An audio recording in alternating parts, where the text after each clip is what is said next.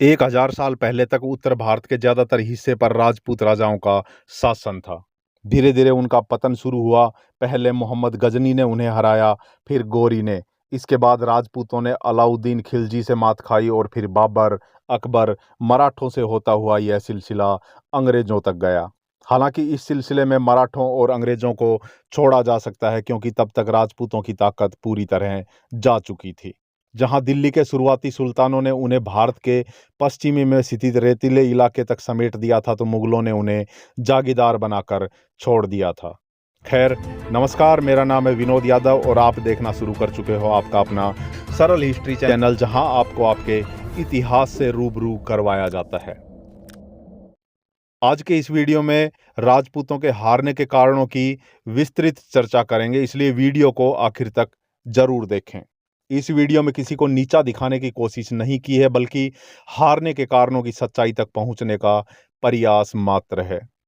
सवाल उठता है कि अपनी वीरता के लिए मशहूर राजपूत बार बार क्यों हारते रहे। वैसे तो यह सवाल कम ही पूछा जाता है, लेकिन जब पूछा जाता है तो अक्सर जवाब यही होता है कि राजपूतों का सामना ऐसे मुसलमानों से था जिनकी मजबूती धर्म के प्रति उनकी कट्टरता थी। लेकिन यह सच नहीं है। अपने सैनिकों में जोश भरने के लिए मुसलमान शासक धर्म का इस्तेमाल जरूर करते थे, लेकिन उनकी जीत में अकेले इस बात का योगदान नहीं था। अपने धर्म के प्रति समर्पण राजपूतों में भी कम नहीं था, और उनके इतिहास की तो उनके दुश्मन भी तारीफ करते थे। बाबर ने खुद लिखा है कि खानवा की लड़ाई से पहले उनके सैनिक राणा सांगा की सेना से घबराए हुए थे, जिसकी वीरता के बारे में कहा जाता था कि वह अंतिम सांस तक लड़ती रहती है। यानी धर्म के प्रति समर्पण और साहस दोनों पक्षों में बराबर था। अब बचता है अनुशासन, तकनीकी कुशलता और रणनीतिक श्रेष्ठता।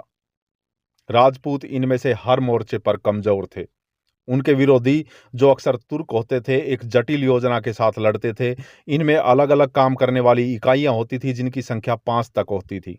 सबसे पहले घोड़ों पर सवार तीरंदाज दुश्मन की सेना पर हमला बोलते और फिर योजना के मुताबिक पीछे हट जाते।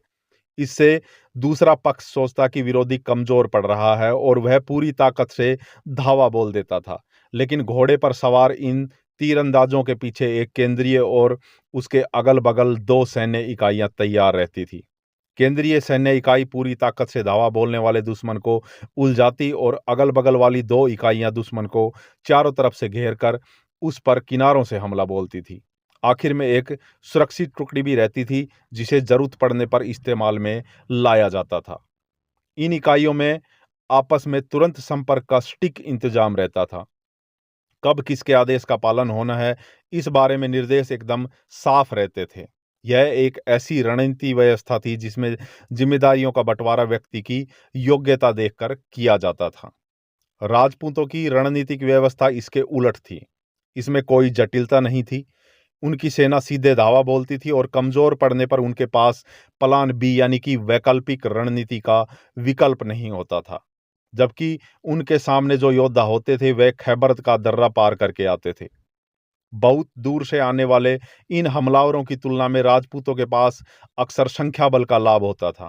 तराइन की दूसरी लड़ाई में पृथ्वीराज चौहान के पास गौरी से करीब 3 गुना बड़ी सेना थी, तो खानवा की लड़ाई में राणा सांगा के पास बाबर की तुलना में 4 गुना ज्यादा लड़ाके मौजूद थे।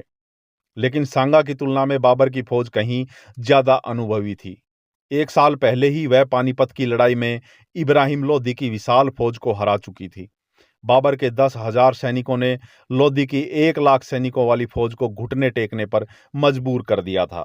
हालांकि इसके बाद मुगल वंश के इस संस्थापक के पास लोधी के जनरलों को इस्तेमाल करने का विकल्प था, लेकिन उसने अपने सिपह सालारों पर ही भरोसा किया। वह जानता था कि संख्या का तब तक कोई मतलब नहीं होता जब तक वह एक रणनीति और एक कमान के तहत संगठित ना हो। राजपूतों के साथ यही समस्या थी। सेना विशाल थी, लेकिन ऐसा कम ही होता था कि सब एक की सुनते हों। हर राजपूत राजा का अपना अहम होता था। गुणों की बजाय जाति की पूछ होती थी और इसी से तय होता था कि अगुवाई कौन करेगा। उधर उनके सामने जो सेना होती थी उसमें फैसले व्यक्ति के गुणों के आधार पर होते थे, भले ही वह कोई छुड़ाया गया दास ही क्यों ना हो। लेकिन अगर उसमें वीरता और नेतृत्व करने का गुण होता तो उसे बड़ी जिम्मेदारी दी जाती थी। इसके अलावा तकनीकी रूप से भी राजपूत अपने विरोधियों से 19 ही ठहरते थे। गोरी के घुड़सवार तीरंदाजों से लेकर बाबर की तोपों ने भी उन्हें बहुत नुकसान पहुंचाया था। लेकिन यह बात भी हैरानी की है कि राजपूत सदियों तक पराजित होते रहे, लेकिन उनकी रणनीति में कोई बदलाव नहीं आया। 1576 में हुए हल्दी घाटी के युद्ध में राणा प्रताप ने पूरे जोर से धावा बोलने वाली ही रणनीति अपनाई, जिसके चलते राजपूत पहले भी कई बार मुंह की खा चुके थे। लेकिन तराइन और खानवा के मुकाबले हल्दी घाटी की लड़ाई बहुत ही छोटी लड़ाई थी। 3000 सिपाहियों वाली प्रताप की सेना के जंग 5000 मुगल सैनिकों के साथ हुई थी।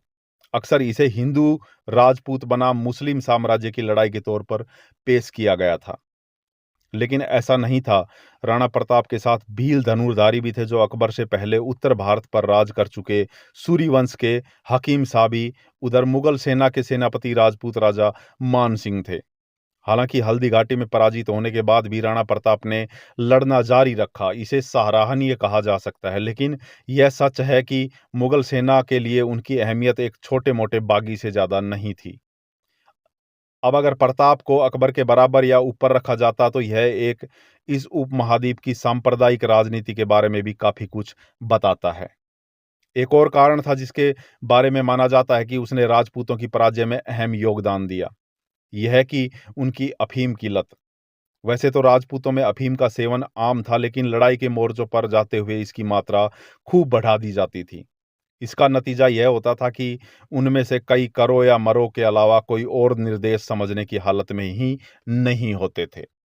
तो दोस्तों, ये एक छोटा सा वीडियो था जिसमें हमने कोशिश की है आपको बताने की कि राजपूतों की हार के क्या कारण है। उम्मीद है आपको वीडियो पसंद आया होगा। अगर वीडियो पसंद आया हो तो इसको लाइक और शेयर जरूर करना दोस्तों। और ऐसी ही जानकारियों वाले वीडियो हमारे साथ सरल हिस्ट्री चैनल पर देखने के लिए इस चैनल को अभी सब्सक्राइब कर लीजिए और ऑल नोटिफिकेशन बेल को जरूर चालू कर लीजिएगा, ताकि हमारे आने वाले सभी वीडियो के नोटिफिकेशन आपको समय पर मिल सके। मैं मिलता हूं आपसे जल्द एक नए वीडियो के साथ। तब तक के लिए जय हिंद, जय भारत।